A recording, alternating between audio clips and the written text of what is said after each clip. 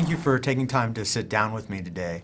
I was curious how the lizard stood out for you as opposed to other superhero villains. Well, Dr. Curtis Connors, is a very well-meaning scientist. You know, the science he's developing, cross-species genetics in particular, this case with reptilia, is potentially a force for good. You know, it enables, like reptiles do, it has the potential to enable limbless human beings to regrow a limb. You know, the kind of benefits of that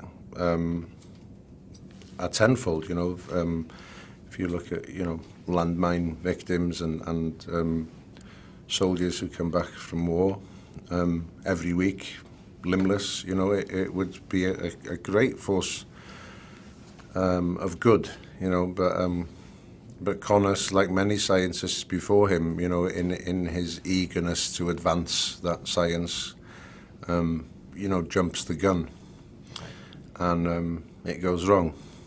Do you feel that when he becomes the lizard that that's a matter of the beast within coming out, or that the monster is forced on him? No. Right. I don't think it's the beast within. I think because he's lived with one arm, you know, there's something in the same way as for Peter, his parents are missing. You know, that's his kind of quest, is to find out what happened to them, and Connors' quest is to regrow this limb, you know. But I think what he doesn't expect, of course, he expects the physical ramifications of regrowing a limb are beautiful, but then there's the reptilian, cold-blooded mindset.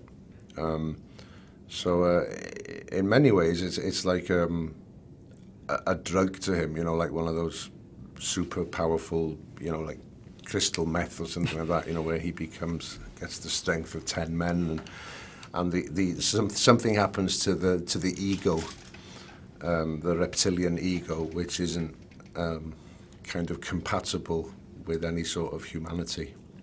I was curious what you thought the finished film was compared to what you envisioned when you first read the script.